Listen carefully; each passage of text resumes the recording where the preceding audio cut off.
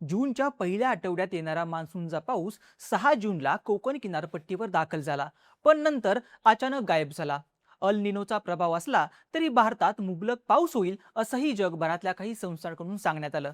पण आता जून महिना संपायला फक्त 10 दिवस राहिलेत, तरी सुद्धा अजूनपर्यंत राज्यात पाऊस आलेला नाहीये. पावसाबद्दल रोज वेगवेगळे नवीन अंदाज वर्तवले जात आहेत, पण हे सगळे अंदाज पावसानं चुकवलेत. त्यामुळे यंदा अनेक शेतकऱ्यांची पेरणीची कामं खोळंबली आहेत. इतकंच नाही तर अनेक ठिकाणी पाणी पुरवठ्यावर परिणाम होऊन पाणी कपात सुद्धा केली जात आहे. गेल्या 40 वर्षात जे दृश्य महाराष्ट्रानं पाहिलं नव्हतं तशी पाणी टंचाई ऐन जूनमध्ये दिसायला सुरुवात झाली आहे. महाराष्ट्राची जलवाहिनी म्हणून ओळख असलेल्या कोयना धरणात फक्त 8 TMC पाणीसाठा शिल्लक आहे. शिवाय अनेक धरणांमध्ये सुद्धा खूप कमी जलसाठा शिल्लक आहे. आता पुढच्या 3 ते 4 दिवसात महाराष्ट्रात मान्सून दाखल होईल अशी शक्यता हवामान विभागाकडून वर्तवण्यात आली आहे. पण राज्यात कोणत्या धरणात नेमका किती पाणीसाठा शिल्लक आहे, पावसाबद्दल तज्ज्ञ आणि हवामान विभागानं कोणते अंदाज वर्तवले आहेत, पाहूयात या व्हिडिओच्या माध्यमातून. नमस्कार, मी ओंकार आणि तुम्ही पाहताय बोल व्हिडिओ. मार्च महिन्यातल्या उन्हाळ्यानं उष्णतेचे सगळे रेकॉर्ड मोडले. देशात काही ठिकाणी मार्चमध्ये तापमान 40 डिग्रीच्या वर पोहोचलं. ही स्थिती हळूहळू वाढत गेली आणि तापमानानं 45 डिग्रीचा आकडा पार केला. पॅसिफिक महासागरात तयार झालेल्या अल निनो इफेक्टमुळे उखाडा वाढला असून त्याचा परिणाम भारतातल्या मान्सूनवर होईल अशी शक्यता हवामान तज्ज्ञांकडून वर्तवली गेली. पण 16 मेला हाच मान्सून अधिकृतपणे अंदमान निकोबार बेटांवर दाखल झाल्याचं IMDनं सांगितलं. हवामान अभ्यासकांनी 6 जूनपर्यंत मान्सून सगळ्या महाराष्ट्रात दाखल होईल अशी माहिती दिली. त्यामुळं शेतकऱ्यांना दिलासा मिळाला. 6 जूनला कोकणात मान्सूननं हजेरी सुद्धा लावली, पण त्यानंतर मान्सूनला पोषक वातावरण तयार झालं नाही. त्यामुळं मान्सूनचे ढग पुढे सरकले नाहीत. आता साधारणपणे 15 जूनपर्यंत संपूर्ण भारतात मान्सूनला सुरुवात होते. पण आता 20 जून ही तारीख आली तरी अनेक भागात पावसाचा अजूनही पत्ता नाहीये. त्यामुळं महाराष्ट्रात अनेक ठिकाणी पाण्याचा मोठा गंभीर प्रश्न निर्माण झालाय. अनेक शहरात 2 दिवसाआड पाण्याचा पुरवठा केला जातोय. अनेक नद्या, विहिरी आणि धरणांनी तळ गाठल्याची माहिती देण्यात येत आहे. आता महाराष्ट्रातल्या धरणांमध्ये पाणी साठ्याची नेमकी काय स्थिती आहे ते पाहूयात. तर महाराष्ट्राची भाग्यलक्ष्मी म्हणून ओळख असलेल्या कोयना धरणातील परिस्थिती अत्यंत बिकट असल्याचं सांगण्यात येते. राज्याच्या जलसंपदा विभागाच्या डेटानुसार 19 जूनला कोयना धरणात फक्त 8.83 TMC इतकाच उपयुक्त पाणीसाठा शिल्लक आहे. गेल्या वर्षी याच तारखेला कोयना धरणातील पाण्याची पातळी ही 15 TMC पर्यंत पोहोचली होती. पण सध्याचा पाणीसाठा हा जवळपास निम्मा आहे. त्यामुळं पाटबंधारे विभागाकडून धरणाची पाहणी करण्यात आली.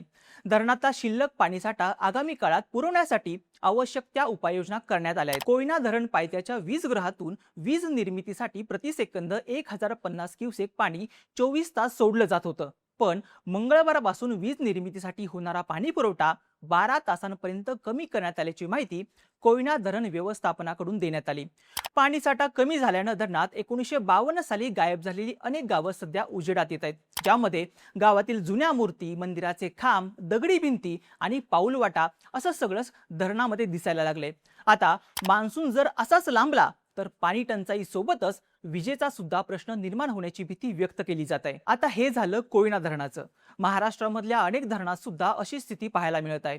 19 जूनला छत्रपती संभाजीनगरच्या जायकवाडी धरणात 20.58 TMC, कोल्हापूरच्या राधानगरी धरणात 1.37 TMC, पुण्याच्या खडकवासला धरणात 0.693 TMC, ठाण्याच्या भातसा धरणात 6 TMC, नाशिकच्या गंगापूर धरणात 1.94 TMC, अहिल्यानगरच्या भंडारदरा धरणात 2.04 TMC, नागपूरच्या तोतला डोह धरणात 16.1 TMC एवढाच उपयुक्त पाणीसाठा शिल्लक आहे. पण सोलापूरच्या उजनी धरणातील परिस्थिती याहीपेक्षा वाईट आहे.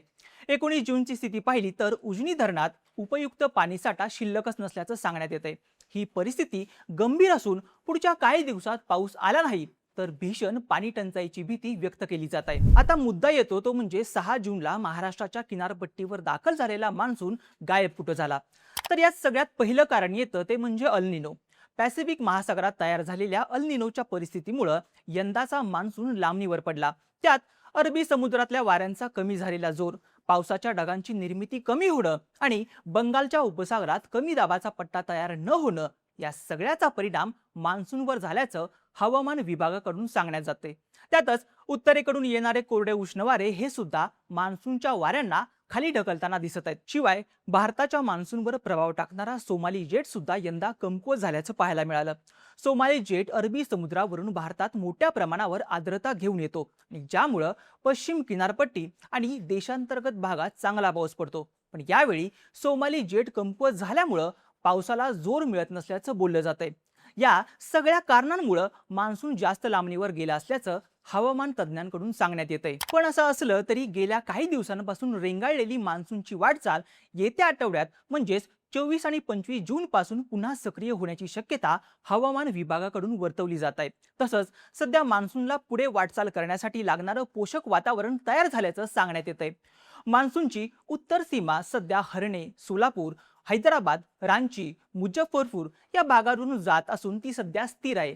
त्यामुळं पुढच्या 4 ते 5 दिवसात तेलंगणा, ओडिशा, झारखंड, बिहार आणि छत्तीसगडच्या काही भागात मान्सून पुढे सरकण्यासाठी अनुकूल परिस्थिती निर्माण होईल. हवामान तज्ज्ञांच्या मते भारताची पश्चिम किनारपट्टी म्हणजेच गोवा, कोकण आणि गुजरात या भागात आर्द्रतेचं प्रमाण हळूहळू वाढते, ज्यामुळं पाऊस पाडणाऱ्या ढगांच्या निर्मितीसाठी वातावरण अनुकूल होत आहे. 20 जून नंतर हा बदल अधिक स्पष्टपणे दिसून येण्याची शक्यता आहे, ज्यामुळं 20 जून पासून राज्याच्या बहुतांश भागात तुरळक पाऊस पडण्याची शक्यता आहे. पण या काळात अतिवृष्टी किंवा संपूर्ण महाराष्ट्रावर पाऊस पोहोचणार नाहीये.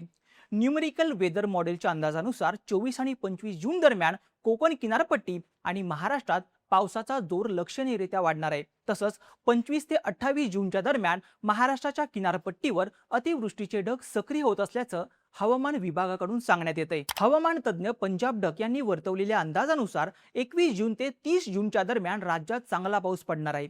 21 तारखेपासून अनेक ठिकाणी पाऊस पडायला सुरुवात होणार आहे. तो पाऊस एका दिवसात सगळीकडे जाणार नाहीये. दररोज वेगवेगळ्या भागात पाऊस होईल आणि हा पेरणी योग्य असा पाऊस असेल असं मत पंजाब डक यांनी वर्तवलंय. आता हवामान विभाग आणि तज्ज्ञांनी वर्तवलेल्या अंदाजानुसार येत्या 3 ते 4 दिवसात राज्यात सक्रिय पावसाला सुरुवात होईल. त्यामुळं धरणांमध्ये कमी झालेली पाणी पातळी आणि त्यामुळं होत असलेली पाणी टंचाई बघता आता पावसाचे हे अंदाज तरी खरे होतात का? जूनच्या शेवटच्या 10 दिवसात तरी मुबलक पाऊस पडणार का? याकडे सगळ्यांचं लक्ष लागलंय.